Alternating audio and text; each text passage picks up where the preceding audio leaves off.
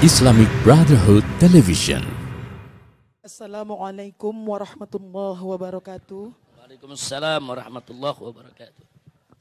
Saya Rosa Juliet Nasution dari Johar Baru. Iya. Afwan, saya minta izin untuk bertanya. Mungkin pertanyaan saya agak mungkin maksudnya tidak umum mungkin, tapi Iya. karena ini memang saya sedang mengalami masalah ini, saya bersyukur benar kepada Allah dipertemukan dan bisa menanyakan langsung kepada Habibana, Masya Iya. Allah. Begini Habib, bagaimana di mata hukum syariah Islam? Apakah betul ada yang disebut dengan, saya karena awam, bukan sebutan saya, tapi saya mendengar orang-orang bilang itu bisa dibilang sakit lah. Seorang manusia, seorang kita nih, sering ditumpangi kemasukan jin. Apakah itu ada di dalam Islam? Ya, kalau bahasa awam kita tuh kesurupan ya. Tapi ini sering-sering, jadi orang yang melihat menyebutnya itu sakit gitu. Terus saya ini dialami anak kandung saya nomor 1, sudah hampir 3 tahun ini. Pertama-tama sekali tahun 2020 itu saya bacakan Al-Baqarah secara langsung, syariah ruqyah mandiri lah ya. Saya bacakan Quran, anak saya pun ikut saya bacakan Quran. Pokoknya menjaga wudhu segala macam, tapi sampai detik ini belum betul-betul hilang gitu. Saya hanya untuk memastikan itu betulkah di dalam Islam ada yang disebut penyakit seperti itu. Terus apakah boleh meminta bahasa awam lagi karena saya tidak mengerti secara hukumnya. Apakah boleh dalam Islam meminta doa kepada orang-orang yang kalau kita sebutnya seperti ustadz atau yang lebih karomah lah begitu, Habib. Demikian Habib, terima kasih sebelumnya, Masya Allah. Assalamualaikum warahmatullahi wabarakatuh. Waalaikumsalam warahmatullahi wabarakatuh. Bagus, satu pertanyaan yang cukup fokus dan serius. Dan ini penting buat kita semua. Ibu-ibu yang saya cintai, sebetulnya setiap manusia itu dengan keadilan Allah Subhanahu wa taala. Sebelum saya jawab soal kesurupan, kerasukan, sebetulnya setiap manusia itu dengan keadilan Allah Subhanahu wa taala di dalam dirinya ada 4 kekuatan. Yang 2 kekuatan menguntungkan, yang 2 kekuatan merugikan. Ini dibahas oleh Al-Imam Al-Ghazali radhiyallahu taala anhu dalam kitab Ihya Ulumuddin dan beberapa kitab lainnya. 2 kekuatan yang menguntungkan itu adalah pertama al-aqlu, akal. Jadi Allah berikan kita akal itu kekuatan luar biasa yang sangat menguntungkan kita. Kalau kita bisa menggunakan akal kita secara baik, secara benar. Kemudian yang kedua, kekuatan yang bagus ada di diri setiap manusia, yaitu pendamping, malaikat pendamping yang kalau Imam Ghazali menyebut dengan istilah malaikat mulhim. Nah, siapa itu malaikat mulhim? Malaikat yang tugasnya memberikan bisikan-bisikan ilham, bisikan-bisikan kebaikan kepada kita. Jadi suka memberikan bisikan, ayo sedekah, ayo berbuat baik, ayo sholat malam, ayo. Nah itu juga kekuatan. Kenapa Allah kirim ini ke malaikat mulhim mendampingi kita untuk membantu akal kita. Nah, jadi sebelum berbuat sesuatu, makanya pikirin dulu. Beri kesempatan kepada akal berpikir. Nanti akal dibantu dengan bisikan-bisikan ilham dari malaikat yang ditugaskan Allah. Insya Allah kita tidak sembarangan berbuat. Nah itu 2 kekuatan yang positif. Nah, 2 kekuatan lagi kebalikannya, yang negatif. Yang pertama adalah kekuatan an-nafs, kekuatan hawa nafsu, syahwat. Nah, itu ada di dalam diri kita. Nah, syahwat ini, nafsu ini, hawa nafsu ini, itu sifat dasarnya adalah ammaratum bisu. Selalu menyuruh berbuat yang jelek. Nah, nafsu itu selalu, yang namanya nafsu, itu sifat dasarnya, kalau orang kita nih bilang tabiatnya, itu selalu mengajak berbuat buruk, berbuat yang tidak baik. Nah, nafsu ini dibantu oleh setan pendamping, qarin. Nah, biasanya disebut qarin. Itu namanya setan pendamping. Setan pendamping ini yang menghembus-hembuskan, memberikan bisikan kejelekan. Untuk memberi semangat kepada hawa nafsu agar berbuat sesuai dengan keinginan syahwatnya. Nah ini kalau kita ikuti, rusak kita punya kehidupan. Nah jadi sekali lagi, Allah ini maha adil. Untuk menghadapi hawa nafsu, Allah berikan kita akal. Untuk menghadapi setan korin tadi, pendamping, Allah berikan malaikat mulhim.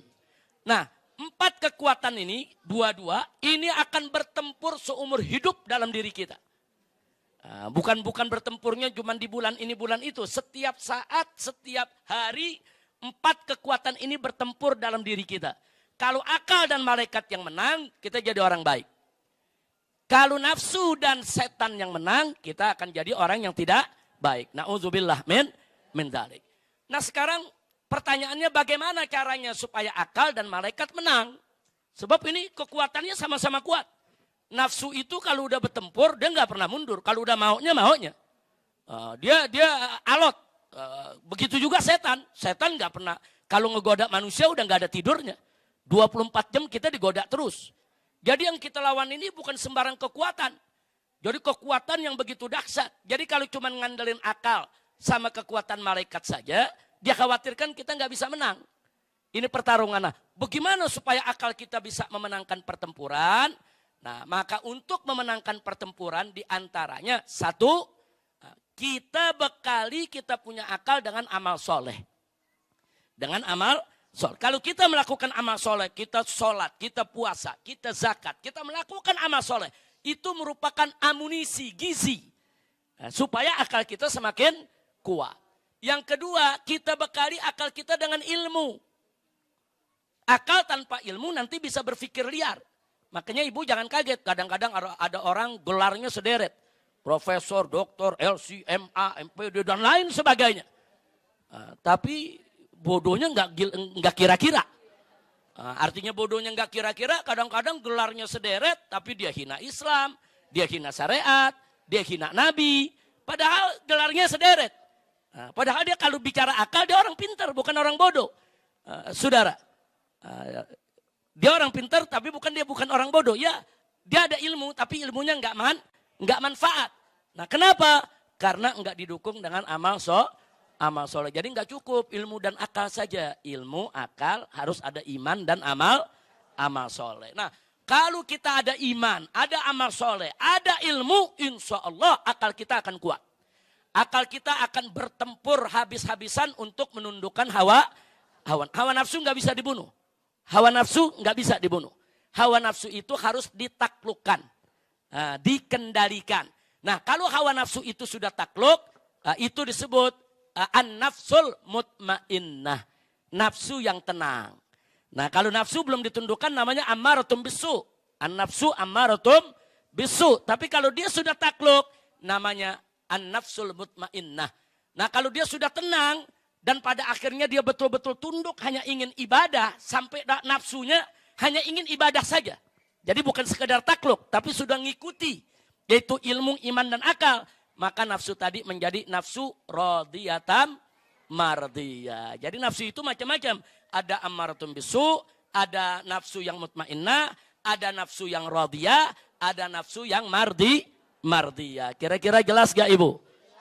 Nah tadi dikupas oleh saya punya putri yaitu Syarifah Mumtaz Syihab. Beliau tadi mengatakan kepada kita tentang zikir. Tadi kan ada bicara soal zikir. Dan beliau tadi, saya punya putri ini, Mumtaz, menyampaikan satu ayat firman Allah yang berbunyi, ala bidzikrillahi tatmainnul qulub. Jadi ingat, bahwa zikir kepada Allah itu bisa menenangkan hati. Jadi zikir kepada Allah itulah sebagai amunisi akal kita dalam bertempur menaklukkan hawa nafsu. Semakin bagus zikir kita, semakin banyak, semakin berkualitas, akal iman kita akan semakin kuat dan hawa nafsu tidak akan pernah bisa untuk menguasainya. Nah, kira-kira jelas ya. Nah, sekarang kita cerita soal kemasukan jin, kesurupan. Jadi jangan kaget kalau ada jin itu bisa masuk ke diri kita karena dalam diri kita udah ada temennya. Kan udah ada temennya tadi. Setan apa namanya? Setan korin. Saudara, jangan kaget kalau ada jin dari luar mau masuk ke dalam tubuh kita. Kalau setan korinnya kuat menguasai kita. Kalau setan korinnya menguasai kita, dia tinggal buka pintu. Jin yang mana juga masuk dalam diri kita ya ikhwan. Na'udzubillah min dzalik. Maka itu jangan buat setan korin ini punya pintu.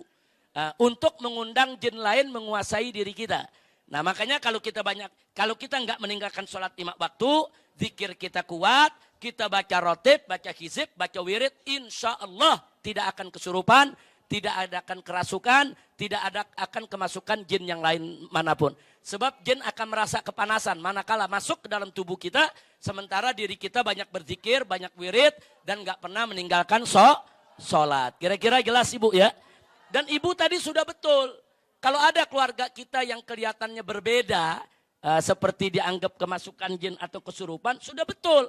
Ruqyah, yaitu dengan membacakan ayat-ayat suci Al-Quran. Ada ayat-ayatnya, ada bagian dari surat Al-Baqarah, ada bagian dari surat Al-Jin, ada bagian dari surat-surat lain. Dibacakan, itu cara ibu sudah betul.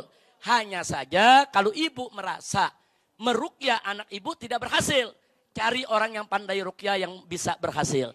Biasanya ahli-ahli ruqyah yang kita cari yang akhlaknya bagus. Bukan sekedar dia bisa baca aja, bukan. Maaf, ahli ruqyah kalau nggak bertakwa kepada Allah, nanti bisa juga ngambil kesempatan dalam kesempitan. Nah itu yang kita mesti waspada. Cari ustadz atau ustazah yang baik, yang akhlaknya bagus, yang memang dia tahu cara meruqyah. Kita utus anak kita untuk diruqyah oleh yang bersangkutan. Boleh. Jadi ilmu ruqyah itu adalah ilmu yang diajarkan oleh Nabi kita Sayyiduna Muhammad Sallallahu Alaihi Wasallam. Nah sekarang pertanyaannya, bagaimana kalau kita minta doa kepada habaib, kepada kiai, kepada ustadz? Boleh, itu ajaran Nabi. Jangankan kita bu ya, Nabi alaihi salatu wassalam, suatu ketika Sayyidina Umar Ibnul Khattab radhiyallahu ta'ala anhu pengen menunaikan ibadah umrah. Nah, saat itu Nabi nggak pergi umrah, Sayyidina Umar yang mau umrah. Apa kata Nabi kepada Sayyidina Umar? Nabi mengatakan kepada Sayyidina Umar, la tansani fid du'a ya ukhayya.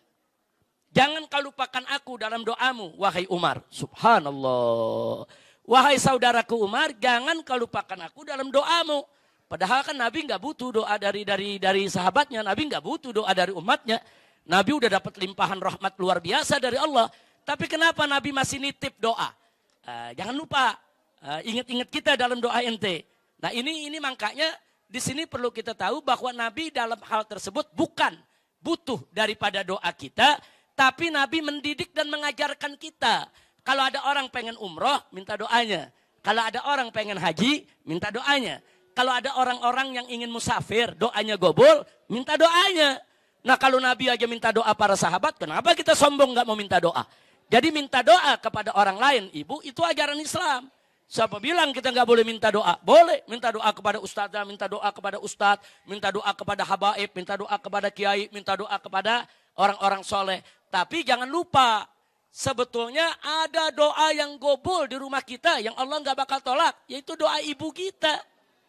Jangan kita repot nyari-nyari doa ke sono kemari, keliling ke sana kemari, ibu kita lupakan di samping kita. Padahal kita punya ibu, kita punya ayah yang ada di rumah kita, doanya untuk anak nggak ada hijab.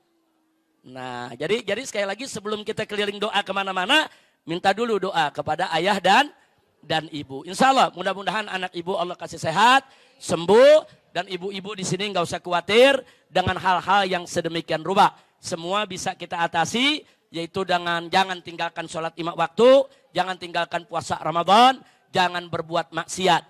Dan ada waktu-waktu tertentu Nabi memberi isyarat. Kalau maghrib tutup pintu rumah, masukkan anak-anak ke rumah. Itu ada hadisnya.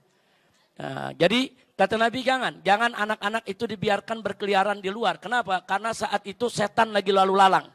Jin lagi lalu lalang. Itu ada hadisnya ibu.